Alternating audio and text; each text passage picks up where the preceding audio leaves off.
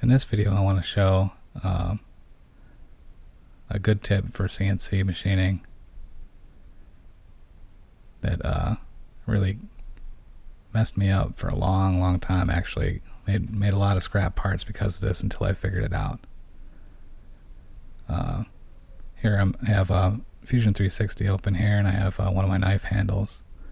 And what I do on these, I do two operations. Basically, I do a top operation, and then I flip it over, and I do a bottom operation. Well, the problem I was having was after I flipped it over and did the bottom operation, the pockets were not lining up with the holes. And I just could not figure out why at the time. And sometimes it was a little bit, sometimes it was a lot. And it took me quite a while to figure it out. So if you look at this, what I was doing, I was zeroing my stock in the upper left corner. And that's actually kind of standard practice and not too bad of a thing to do if you're just doing a top operation.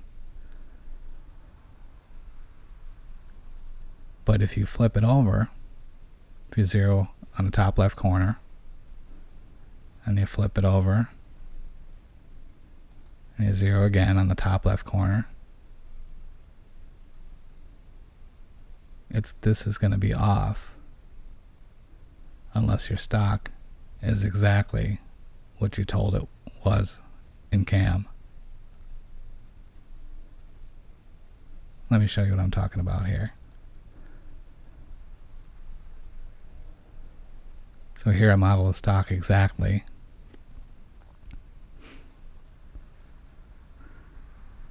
So the first operation,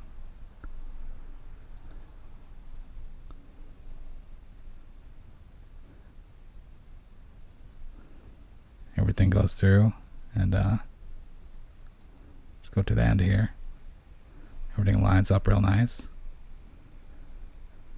and you flip it, and then you flip it over,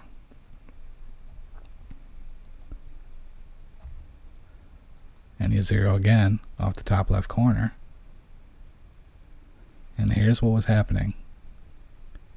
My stock, because of the bandsaw and just I wasn't paying attention really, my stock was actually not quite 5 inches across. So I modeled another piece of stock here. I'll show you. It was like that. And this little example here, this is 18 thousandths. So the machine, the CAM operation, thinks that this is zero right here. Well, out at the machine, I take my zero finder and I zero against this edge. So now it's 18 thousandths off, which means it's actually a negative X, so which means all these holes, these pockets, will be 18 thousandths in the negative. So it won't line up with the holes that were drilled from the other side. So finally I realized what I was doing, and here's my solution. There's two ways to do this. You can actually do the tedious process of getting the raw stock exactly what you tell it is in CAM, or let me shut this stock off here. Or you can use you can center your stock. You can center zero in the center of the stock. So if you zero it in the center of the stock, you just zero one side, jog the machine over, zero the other side, and then half that dimension, and you get to 0 in x, and then you do the same thing in y. So now you're 0. Now it doesn't matter if your stock's a little bit over 5 inches.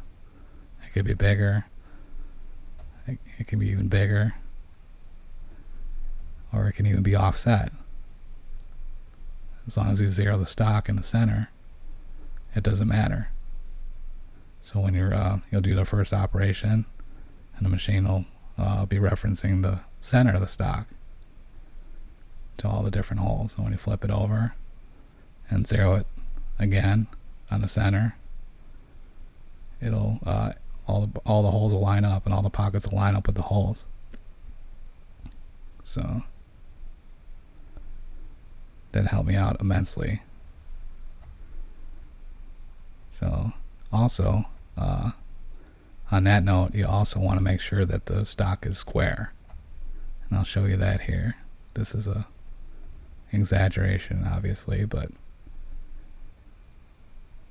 see, if it's not square like this, and you zeroed, say, right here, and you jogged it over, and you zeroed maybe down here, the center would be here. And then when you flip it over, and then you zero maybe down here, and over here, now that your center is just going to be different, and nothing's going to line up again. So the big thing is make sure your stock is square,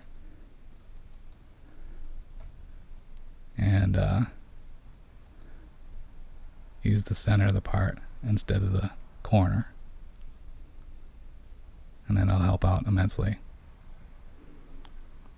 So I hope this was interesting, and I hope it can help you guys out, especially if you're just getting into the CNC. And have any questions or whatever, just drop me a note, and I'll help you out as much as I can. Have a good one.